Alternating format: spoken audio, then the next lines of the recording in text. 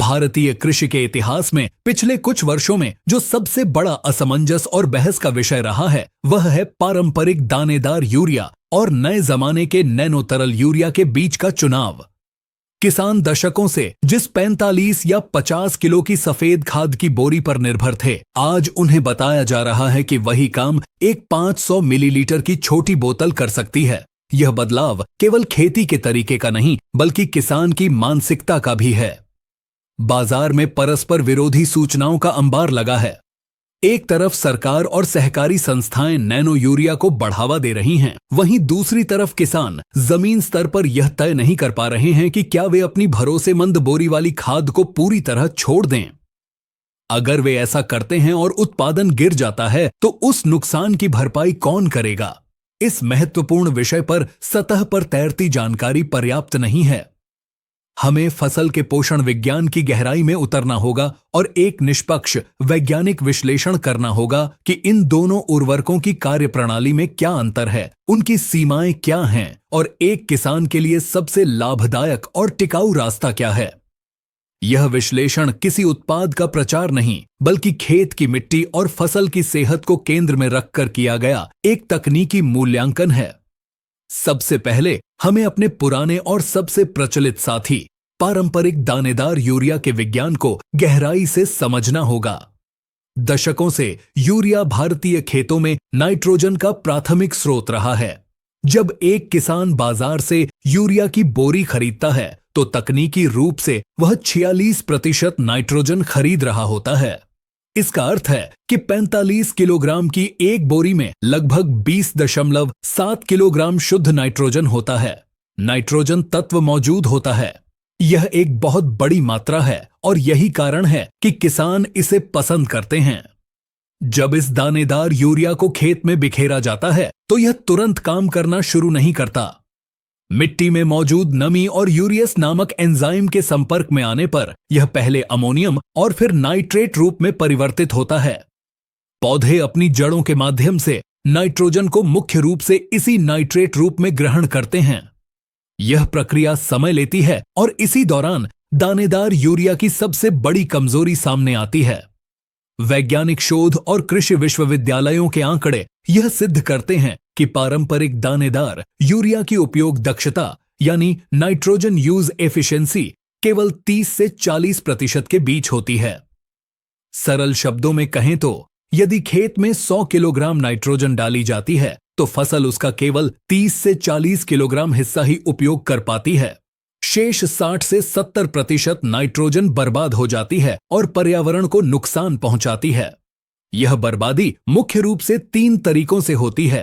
पहला, लीचिंग, जहां नाइट्रोजन पानी में घुलकर जमीन में इतनी गहराई में चली जाती है कि पौधों की जड़ें वहां तक नहीं पहुंच पाती और यह भूजल को दूषित करती है।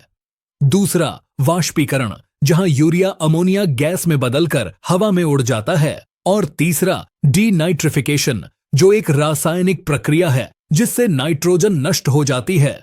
इसके अतिरिक्त दानेदार यूरिया का लगातार और अत्यधिक प्रयोग मिट्टी के पीएच संतुलन को बिगाड़ता है, मिट्टी में लवणता बढ़ाता है और लंबे समय में जमीन को सख्त व बंजर बनाने की दिशा में ले जाता है।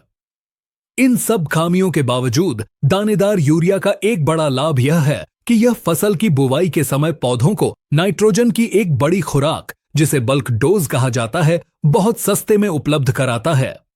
अब हम आधुनिक कृषि विज्ञान के चमत्कार इफ्को नैनो तरल यूरिया की तकनीक और कार्यप्रणाली का विश्लेषण करते हैं।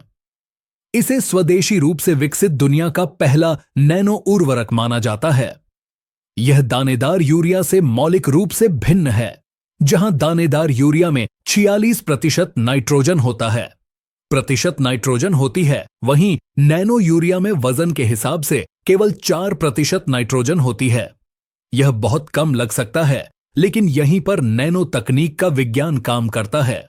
नैनो यूरिया में नाइट्रोजन के कणों का आकार अत्यंत सूक्ष्म कर दिया गया है।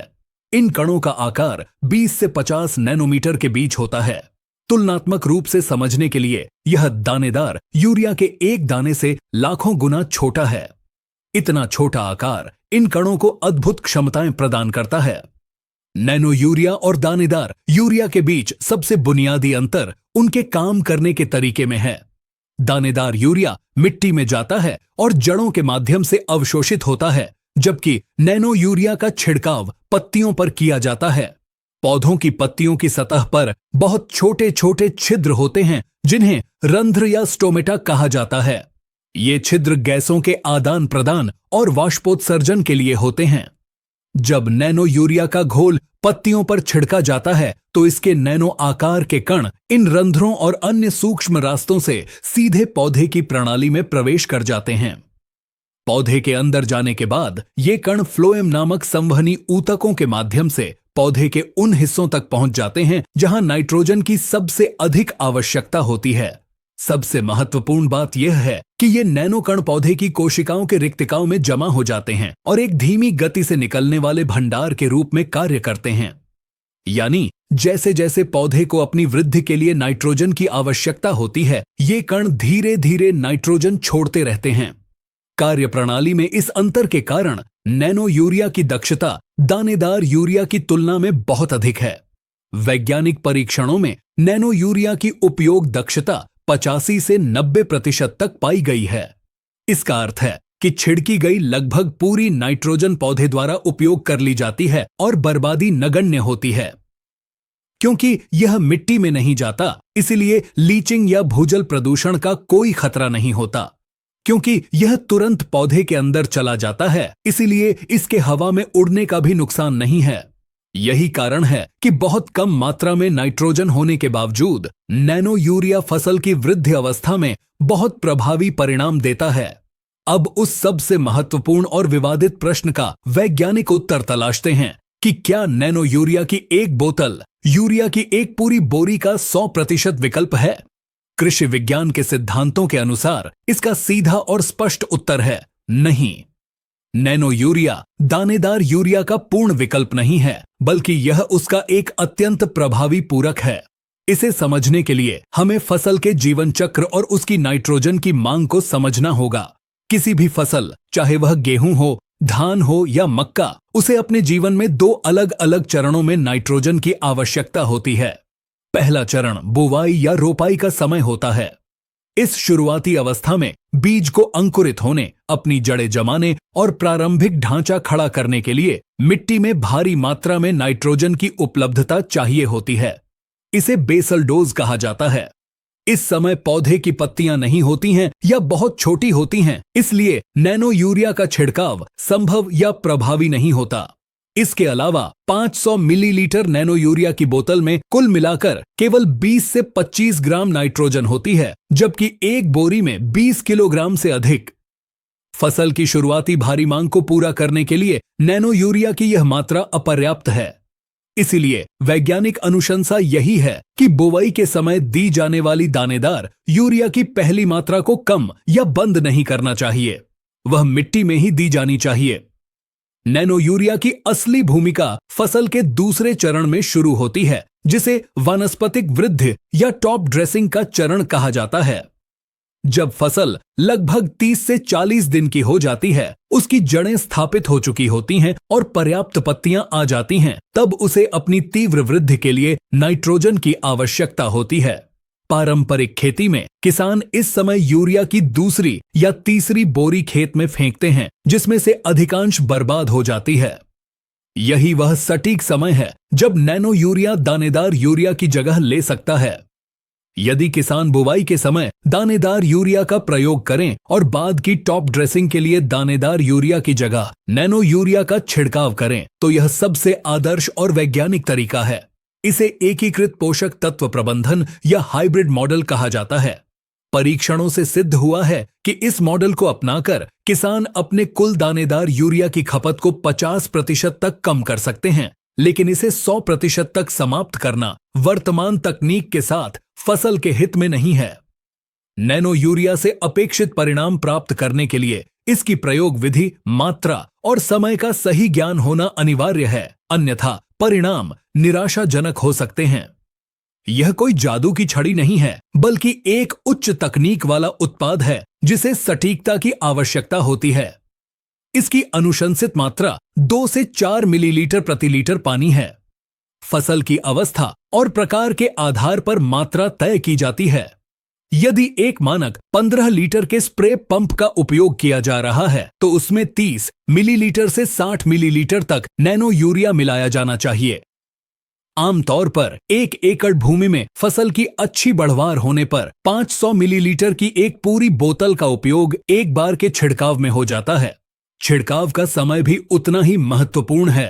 पहला छिड़काव फसल की वानस्पतिक वृद्धि के चरम पर यानी कल्ले फूटते समय या रोपाई के लगभग 30 से 35 दिन बाद किया जाना चाहिए, जब खेत में पर्याप्त हरियाली हो ताकि दवा पत्तियों पर गिरे, जमीन पर नहीं। दूसरा छिड़काव यदि आवश्यक हो तो पहले छिड़काव के लगभग 20 से 25 दिन बाद या फसल में फूल आने की अवस्था से ठीक 1 सप्ताह पहले किया जाना चाहिए।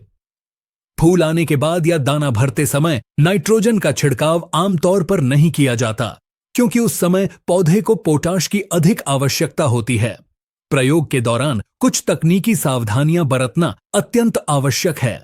सबसे पहले नैनो यूरिया एक निलंबन यानी सस्पेंशन है, इसलिए उपयोग करने से पहले बोतल को बहुत अच्छी तरह से हिलाना चाहिए ताकि नीचे बैठे नैनो कण पूरे तरल में एक समान रूप से मिल जाएं।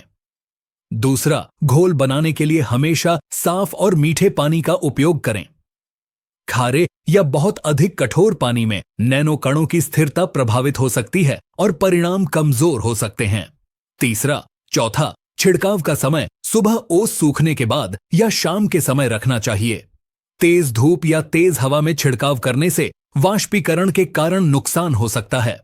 और अंतिम बात, नैनो यूरिया को अधिकांश कीटनाशकों या फफूंदनाशकों के साथ मिलाया जा सकता है, लेकिन मिलाने से पहले एक छोटे बर्तन में थोड़ा सा घोल बनाकर जार टेस्ट अवश्य कर लेना चाहिए कि कोई फटाव या रासायनिक प्रतिक्रिया तो नहीं हो रही है। अंत में, यदि हम इस पूरे विश्लेषण का आर्थिक और पर्यावरणीय निष्कर्ष निकालें तो स्थिति स्पष्ट होती है। यदि केवल लागत की बात करें तो एक बोरी यूरिया की सरकारी सब्सिडी वाली कीमत और एक बोतल नैनो यूरिया की कीमत लगभग बराबर है। खेत तक लाने का भाड़ा और छिड़काव की मजदूरी जोड़ने पर भी दोनों का खर्च लगभग समान ही आता है। तो फिर किसान बदलाव क्यों करे? लाभ तत्काल पैसे की बचत में नहीं, बल्कि फसल की गुणवत्ता, पैदावार में वृद्धि और सबसे बढ़कर मिट्टी के स्वास्थ्य में है। दानेदार यूरिया के अंधाधुंध प्रयोग से मिट्टी बंजर हो रही है और पानी जहरीला हो रहा है। नैनो यूरिया का प्रयोग इस पर्यावरणीय आपदा को कम करने का एक सशक्त माध्यम है।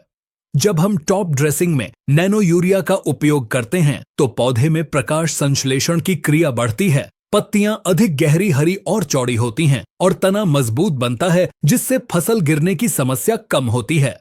इसके विपरीत दानेदार यूरिया से पौधे बहुत तेजी से बढ़ते हैं, लेकिन उनका तना कमजोर रह जाता है। इसीलिए एक जागरूक और प्रगतिशील किसान के लिए सही रास्ता यही है कि वह तकनीक को नकारे नहीं, बल्कि उसका सही तालमेल बिठाए। बुवाई में दानेदार यूरिया का प्रयोग जारी रखें, लेकिन फसल बड़ी होने पर बोरी का मोह त्याग कर नैनो तकनीक को अपनाएं।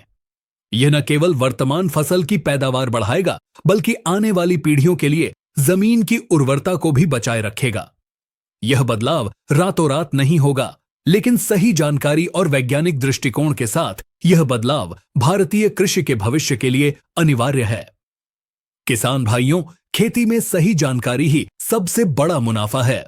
इस वीडियो में नैनो यूरिया और दानेदार यूरिया के जिस वैज्ञानिक गणित को हमने समझाया है, उसके पीछे हमारी टीम की गहरी रिसर्च और मेहनत है, ताकि आप भ्रम से बचें और अपने खेत के लिए सही फैसला ले सकें।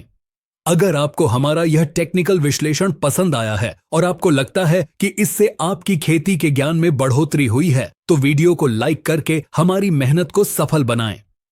हमें फेसबुक और इंस्टाग्राम पर भी फॉलो करें, वहां भी हम काम की जानकारी और पोस्ट डालते रहते हैं। नीचे लिंक है, वहां क्लिक करके आप सीधे पेज पर पहुंच जाएंगे।